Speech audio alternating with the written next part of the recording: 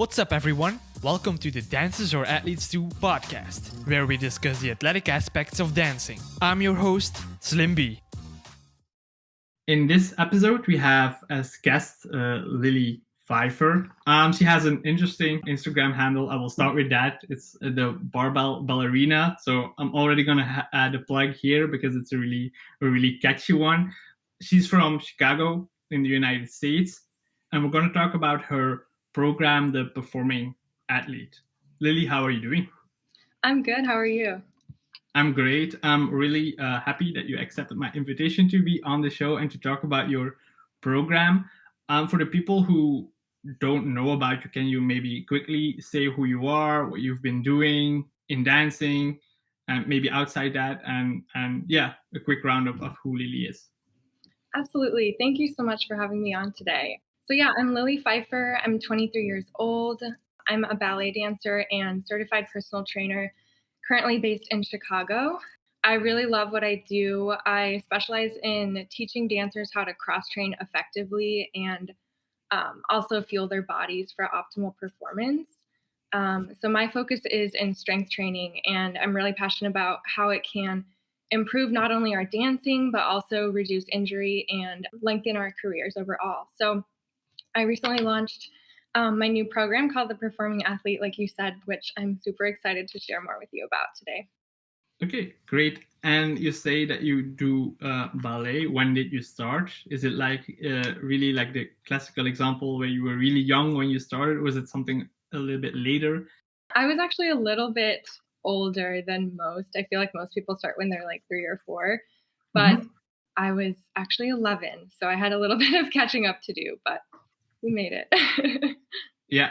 So is doing ballet, is it also part of what you do in your daily life? Or is it only, are you only doing the personal training? Yes, I currently dance 5 or 6 days a week and then about 6 hours a day. So it's a big part of my life currently too. Yeah, and is it then in a company or how does it work? Or is it separate projects or is it freelance based or how can we see that? I'm currently dancing with the Ballet Chicago studio company. Yeah. And do they then, is it then they have yearly shows or is it more like when people come to you, okay, we need a show for something and then you work on it or how can we see that? Right now we have 2 or 3 shows a year. So we do Nutcracker and a couple spring rep performances. Yeah. Okay, cool. You said that you, as a personal training, look at workouts, for example, also strength. When and how did you get interested in adding that to your own trainings? Because I understand that you also do it yourself. Like at what point, at what age did you say, okay, I want to add it, see what the advantages are, disadvantages are, why I should do it or not do it together with my dance trainings? Yeah, so I think as dancers growing up, a lot of the time we're told to avoid things like lifting weights for cross training just because of the fear that, we'll get bulky or we'll lose our flexibility and things like that. But I noticed for myself that when I started lifting weights in college, that my dancing became so much stronger. So my jumps became almost effortless. I was able to engage all the proper muscles for turns and I saw my extensions improve. And overall, I just gained so much more confidence and love for my body. And that translated over to my dancing, which was really cool.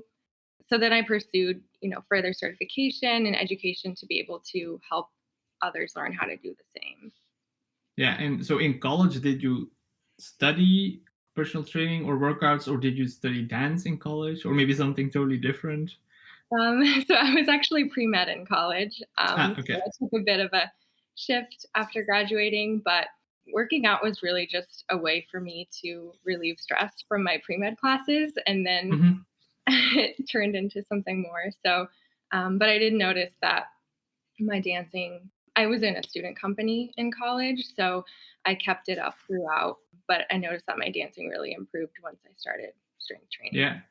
And why did you started to add it? Was it somebody that maybe said, oh, it's a good thing to try, or maybe that you saw it doing other athletes doing something similar? Because, for example, NBA players will also do weightlifting, while you would think, I mean, they will just have to shoot at the hoop. I mean, they don't need weight training specifically, so they also add it. Is it maybe something like that that inspired you to give it a try? I think I honestly just saw some influencers posting their workouts online, and I Mm-hmm. thought it would be cool. So at first, it started out as more of an aesthetic goal of looking a certain way. But over time, it progressed to, I saw the mental health benefits of exercise. And that's what really kept me going over time, I think. Yeah. Okay, cool. So for the program itself, it's called the Performing Athlete. So on a high level, what is contained in the program? What can people expect when they subscribe to your program? Yeah, so it's a cross training plan completely customized to your own goals as a dancer. So some people come to me and say they want to improve their turns or their jumps or extensions or balance or whatever it may be. And I'm going to build a program exactly for those needs. So nobody's plan is going to be the same. And then I also give you an educational course, including proper nutrition, rest, injury prevention, and basically the why behind all the protocols we do so that you can take this into your dancing and your life beyond just our training together. Mm-hmm. Um, and then I also do weekly check ins to assess clients' progress. I give you very detailed feedback on your form for each exercise in the gym.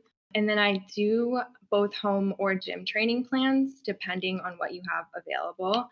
And then you do get 24/7 access to me as your trainer via text, calls, whatever you need. So it's very high touch point. And then most importantly, just the tools to apply your new knowledge to your dancing down the line. Yeah. So maybe to take a step back. So you mentioned cross training. What does that mean, and when does a training become a cross training, or when is it not a cross training? When looking at ballet together with your program, or other dancing together with your program, not just ballet, but. Mhm. So cross training is basically any kind of exercise besides your primary sport, and it's meant to improve your performance in your main sport. So for dancers, that would be anything besides dancing. So Mhm. Pilates, yoga, lifting weights, running, etc. And as I mentioned before, in my experience and that of my clients, as well as what the research shows, strength training is incredibly beneficial to dancers because it allows us to train in a way that's much different from dance class. So, when we're dancing, we're constantly turned out and putting stress on the body in repetitive ways. But with cross training, we want to make sure we're training in parallel or in different modalities that will benefit our dance. Yeah. Okay, cool. And you already mentioned things like lifting weights, but for the workouts itself, how do they look? How can we see that? I don't know, is it half an hour, is it 45 minutes, is it an hour? How do they look and how are they structured? Yeah, so my workouts are typically between 30 and 45 minutes. So Mm-hmm. they really do not take much time out of your day, but they're very effective in the time that you do put in. And then in terms of schedule, that really depends on the dancer. So if they say, I only have 2 or 3 days a week that I could cross train, then we'll work with that. And I always make sure to include mobility work as well. So proper dynamic warm ups, as well as cool downs and foam rolling and other aspects to take care of your body besides just the workouts. Yeah. Okay. And yeah, you already mentioned that you will try to work with the amount of time that people have. Is there a minimum or a maximum of times that you can say, okay, amount of days that you work out, that's the minimum, that's the maximum? Are there any suggestions for that as well? I would say it depends on the client and their schedule, but I would also look at the amount of days they're in the studio dancing. So for Mm-hmm. somebody who's dancing at a very high level, maybe 25, 30 hours a week, I would probably say that 3 to 4 days of cross training in the gym with lifting is a sweet spot.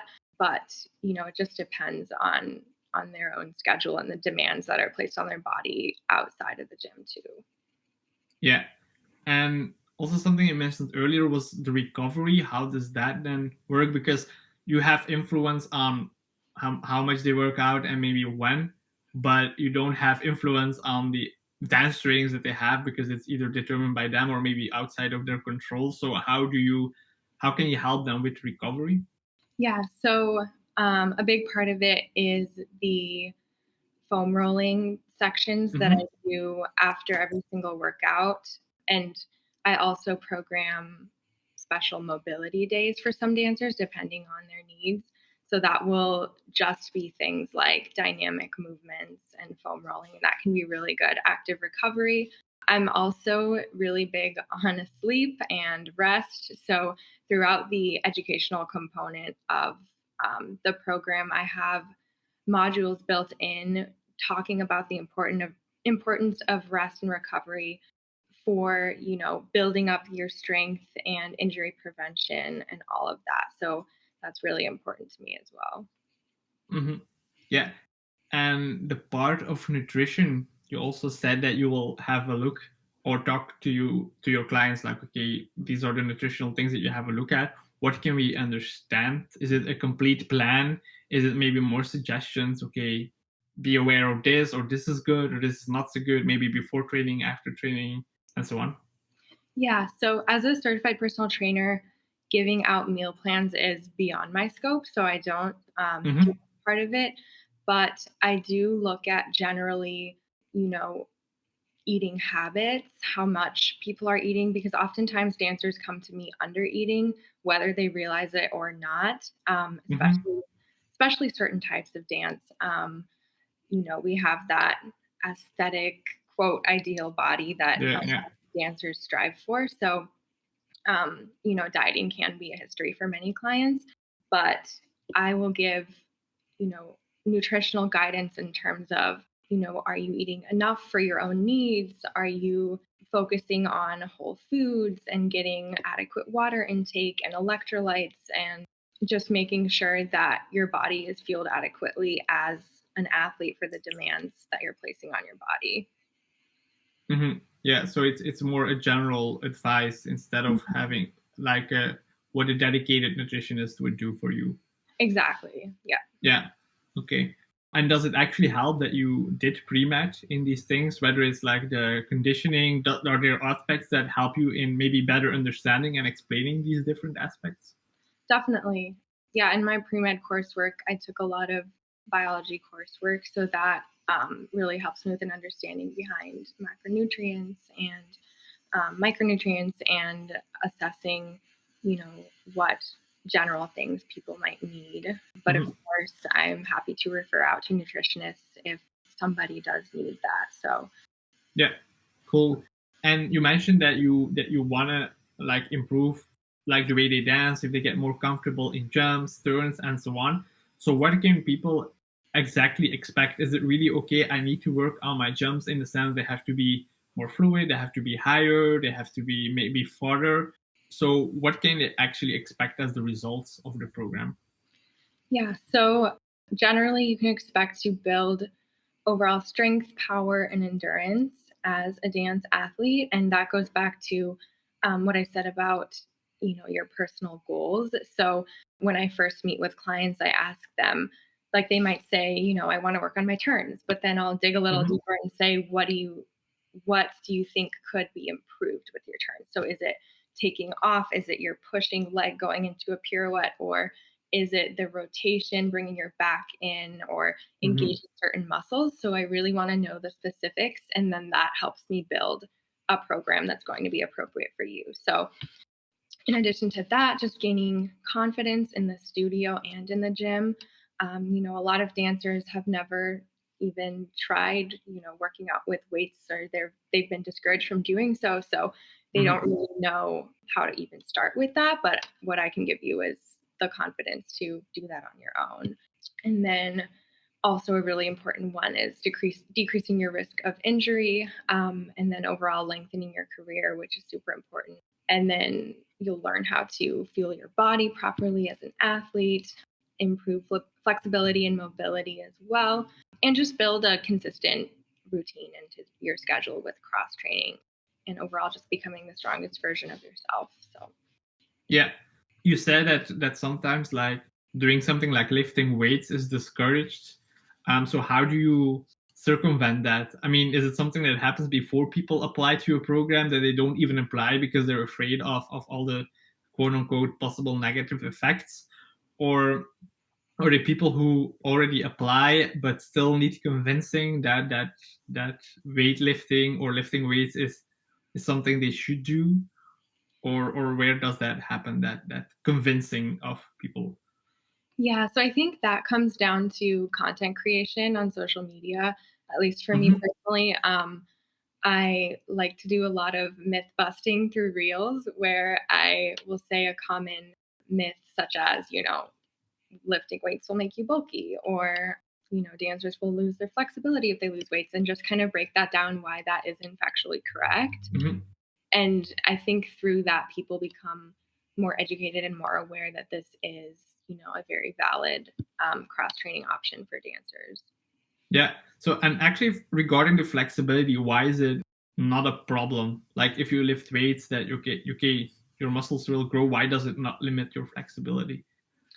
So I always say just because your muscles get stronger doesn't Mm-hmm. mean that you'll lose the elasticity and flexibility Mm-hmm. in those muscles. So another thing I talk about and incorporate in my training is mobility work, which actually can really enhance your flexibility if you take it seriously. And mobility work is basically just moving dynamically through a stretch. So, say you go into a lunge, but then you go back and forth and just kind of warm up the muscles, and rather than holding it in a static position. And Mm-hmm. things like that can really just improve the range of motion for your muscles and joints and improve flexibility overall. But would you need the mobility still? Like, is the mobility requirement to do it together with the lifting to keep the flexibility, or would you say, okay, let's say that you have a lifting program that has maybe no stretching, or like, okay, maybe no is an exaggeration, but like limited the mobility, would it then become a problem? Or is it more like, well, you're still dancing actually, so I mean, the amount of dancing is still larger than the amount of lifting weights, or not like lifting weights for 6 hours, so that maybe because the ratio is that high low, that the effect would not even be that big, because you're still actually turning, jumping during dancing as well. I would be very cautious of a program that has you only lifting and not Mm-hmm. incorporate mobility work. I think it does a lot in order to prevent injury and make Yeah. sure that your lifts are effective. So, for Mm-hmm. example, if I were to do a barbell back squat, right, there's a lot of mechanics that go into that. So, you want to make sure your hip mobility is good, your knee mobility, your ankles. So, all of that would be incorporated into a program to make sure that all of those joints are moving properly in order to make sure your squats are effective so that you can build that strength that you're looking for and build up the muscle. Yeah. Cool. And you mentioned your ballet background. Does it mean that your program is targeted towards those dancers, or do you say, I'm also working or want to work with breakers or b-boys and b-girls, hip hop dancers, Broadway dancers, yeah, any kind of style? Yeah, so dancers of all styles could really benefit from the program. So my background, like I said, is in ballet and contemporary as well, but Mm-hmm. these often serve as the foundation for many dance styles I've seen. So I do work with dancers based on their own personal goals, and Mm-hmm. we'll build a program based on those goals. So whether you're a Broadway dancer or hip hop dancer, I think, everyone is welcome and we could find a perfect plan for you. So Yeah. Okay. Yeah, that's great. You also mentioned that people that you can like program for either doing stuff at home, doing stuff at the gym. Is there then a need for specific equipment that you say, okay, we can do stuff at home, but you would need at least some things. Maybe you would need maybe not a full squat rack, but maybe you would need maybe some dumbbells at least to do some alternative variations that you would do in the gym. yeah, so I really make sure to work with the equipment you have available. So I've worked with Mm-hmm. clients who had, just a few dumbbells at home, maybe a Swiss ball or some resistance bands, all the way up to clients who do have a gym membership and then access to a wider Mm-hmm. equipment. So yeah, it's really dependent on your personal preference and what you have available. Yeah. And we mentioned the strength or the physical aspects that you gain from doing these workouts and being part of your program. What are the mental benefits of that? I mean, you hear often that like doing sports is good for mental health, but considering that dance is also a sport, you would maybe say, okay, if you dance, you don't need anything else for your mental health because it's fun. But yeah, maybe it's not always. I mean, I know it's not always, but what mental benefits do you get then from the working out? Considering, I mean, movement wise, it's often different than what you're used to in dancing. Right. So, yeah, as we know, exercise releases endorphins, so you'll feel happier, more confident, less stressed, all of that as a result of working out. But I think it's important to have something in addition to dancing because, I mean, first of all, learning new things is always empowering. Like, once you get a new skill Mm-hmm. down, it can be so awesome to see, like, oh, like I've never been able to do an unmodified push up and now I can. And it just gives you so much more confidence with that. And also, in ballet, other styles of dance, usually we're just using our body weight, right? So there's no Mm-hmm. resistance we're pushing against. But I think lifting is special in that you're physically pushing or pulling weight towards your body. So then I don't know, at least for me, I always feel really powerful after I work out because I know that I did that. Like I'm able to, put these demands on my body and actually make something of it. So it's been really cool. And I've seen, clients come to me with, maybe lower self-esteem and pretty low energy levels. And then they go to feeling super energized and confident in themselves, not just in the studio and in the gym, but also in everyday life. Yeah, that's definitely nice from adding these things into your trainings. When a dancer is working with you or you're working with a dancer, I've seen that a program can be like around 3 to 6 months. How do they know if it works for them? Because yeah, if you do something 6 months, do you already expect some results after a couple of weeks? It's something that maybe only sets in after 4 or 5 months. So how do you know, maybe if then from clients point of view, okay, this is working, this is not working, how can they assess it for themselves? I mean, I would guess that you will help them as well to see what is working or not, but how can they actually see for themselves whether it's working and that maybe they don't also have unrealistic goals to expect to improve everything after 1 week? Yeah, so I think you'll see improvements overall in your dancing. So Mm-hmm. specifically, a lot of dancers will come back to me even after a few weeks or a month and say, my mind muscle connection is so much better, and I'm learning how to properly engage my muscles that I'm using in dance.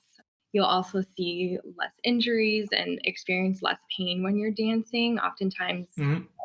at least with ballet dancers, we'll get hip, knee, or ankle pain is really common. But with proper cross training, a lot of that goes away. And then I would say my programs are specifically this length of time because I like to see dancers build it into their routine so that they can do it consistently beyond when we're training together. Yeah. So I don't believe in quick fixes. I think helping someone, if you're going to help someone, it's doing a disservice if you do it for, maybe a month or two and then leave them hanging. I want to be able to be Mm-hmm. there for you through all the tough spots because in 6 months together, there's going to be things that, you'll need extra help with, and I'll be with you for that to help you through those moments. So I also wanted to say it's important to be working with a trainer that, understands the mechanics of the body when dancing and also has Mm-hmm. an understanding of how everyone's body is different. So with my clients, I'm very open to giving like modifications or regressions, progressions, depending on their individual needs. And I think the trainer dancer relationship is so important. And as as a client, you should feel that you can completely trust the advice your trainer is giving you throughout the program. Yeah. And yeah, you said that you have a specific amount of months so you can follow up with them. And also to touch back upon something that you said in the beginning, that you explain them the why.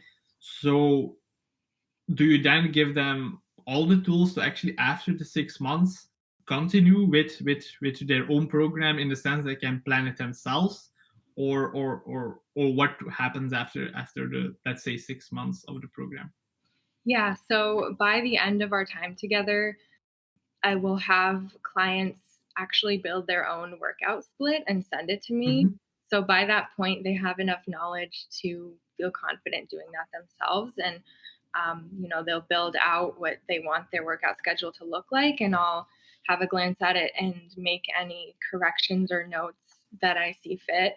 And yeah, then they'll be good to go on their own, which is always a little bit sad, but it's so fun and really fulfilling to see how far they've come, because a lot of people just, you know, have no idea where to start with lifting, especially as dancers, and then seeing them be able to actually incorporate it into their lives and build their own program is really cool.